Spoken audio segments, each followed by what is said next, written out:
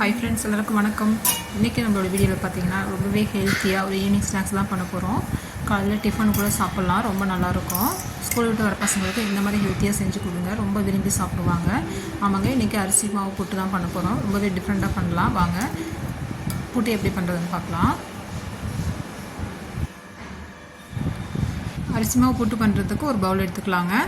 இதில் 1.5 கப் அளவுக்கு அரிசி மாவு சேர்த்துக்கலாம். வீட்டில் அரைச்ச மாவு இல்லை கடையில் வாங்கின மாவாக இருந்தாலும் பரவாயில்ல, எடுத்துக்கலாம். அரிசி மாவு 1.5 கப் அளவுக்கு நான் எடுத்துருக்கேன். இதில் கொஞ்சமாக உப்பு சேர்த்து நல்லா மிக்ஸ் பண்ணி விட்டுக்கலாம். நல்லா கலந்து விட்டுட்டு தண்ணி கொஞ்சம் கொஞ்சமாக தண்ணி சேர்த்து நல்லா எப்பயும் நம்ம புட்டு மாவு எப்படி நம்ம ரெடி பண்ணுவோமோ அதே மாதிரி கலந்து விட்டுக்கலாம். தண்ணி அதிகமாக ஊற்றிட வேண்டாம், அது மாதிரி கட்டி கட்டியாகவும் இருக்க வேண்டாம். இந்த மாதிரி நம்ம மாவு பிதறினதுக்கப்புறம் இந்த மாதிரி பிடிக்க வரணும். பிடிச்சதுக்கப்புறம் இந்த மாதிரி நம்ம உடச்சிடும் போது உடச்சி வரணும். இந்த மாதிரி நம்ம கலந்து விட்டுக்கலாம். இப்போ இதோட கலந்த மாவோட 1 கப் அளவுக்கு கேரட் சேர்த்துக்கலாம். நான் வந்து 1 கேரட் திருகிட்டு சேர்த்துருக்கேன். இதோட 6 மூடி தேங்காய் சேர்த்துட்டு நல்லா கலந்து விட்டுக்கலாம்.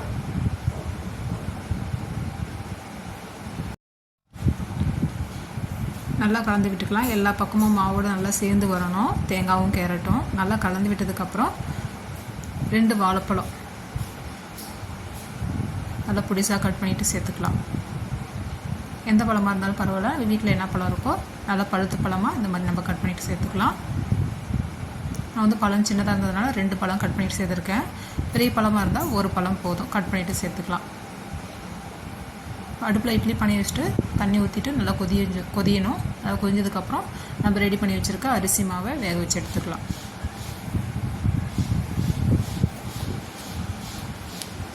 இப்போ நம்ம ரெடி பண்ணி வச்சுருக்க புட்டு மாவை இட்லி தட்டில் வச்சுட்டு நம்ம வேக வச்சு எடுத்துக்கலாம்.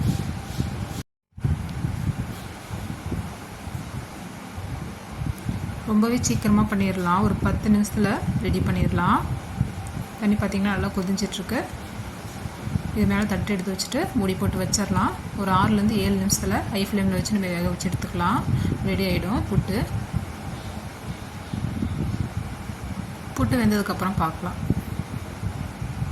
பாருங்கள், நல்லா வாசனையோட, நல்லா வாழைப்பழம் வாசனையோட ரொம்ப நல்லாயிருக்கும் இந்த புட்டு. ஒரு டைம் வந்துட்டு இந்த மாதிரி வாழைப்பழம் சேர்த்து பண்ணி பாருங்கள், ரொம்ப நல்லாயிருக்கும், ரொம்ப ஹெல்த்தியாகவும் இருக்கும். பாருங்கள், இந்த மாதிரி புட்டு வெந்துருச்சான்னு பார்க்குறதுக்கு கொஞ்சமாக புட்டு மாவு எடுத்து கையில் திரித்து பார்த்தோமா இந்த மாதிரி திரிக்க வரணும். புட்டு வெந்ததுக்கப்புறம் ஒரு பவுலில் சேர்த்துக்கலாம். இப்போ இதோட நம்ம நாட்டு சர்க்கரை சேர்த்துக்கலாம். ஒரு 5லேருந்து 6 ஸ்பூன் நாட்டு சர்க்கரை சேர்க்குறேன். இல்லைன்னா நீங்கள் வெள்ளை சர்க்கரை கூட சேர்த்துக்கலாம், அதுவும் நல்லாயிருக்கும். சேர்த்துட்டு நல்லா மிக்ஸ் பண்ணி விட்டுக்கலாம். நல்லா சுட சுட டீ டைம் ஸ்நாக்ஸாக சாப்பிட்லாம், ரொம்ப நல்லாயிருக்கும். காலையில் கூட டிஃபனுக்கு சாப்பிட்லாம், ரொம்ப நல்லாயிருக்குங்க.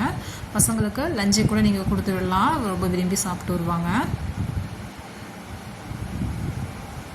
நல்லா பாருங்கள், நல்லா சாஃப்டாக நல்லா போலன்னு ரொம்ப நல்லாயிருக்கும். ரொம்ப நேரத்துக்கு இந்த மெத்தோடு செய்யும்போது ரொம்ப நேரத்துக்கு உணர்ந்து போகாது, ரொம்ப நல்லாயிருக்கும். வீட்டில் இருக்க சின்னவங்கலேருந்து பெரியவங்க வரலையும் எல்லோரும் விரும்பி சாப்பிடுவாங்க. கண்டிப்பாக ட்ரை பண்ணுங்கள். ட்ரை பண்ணிவிட்டு எப்படி இருந்ததுன்னு கமெண்ட் பண்ணுங்கள் ஃப்ரெண்ட்ஸ். ஓகே ஃப்ரெண்ட்ஸ், இந்த வீடியோ பிடிச்சிருந்தால் லைக் பண்ணி ஷேர் பண்ணுங்கள். நம்மளோட வீடியோ புதுசாக பார்க்குறீங்கன்னா கண்டிப்பாக சப்ஸ்கிரைப் பண்ணுங்கள் ஃப்ரெண்ட்ஸ். தேங்க்யூ ஃப்ரெண்ட்ஸ், பாய்.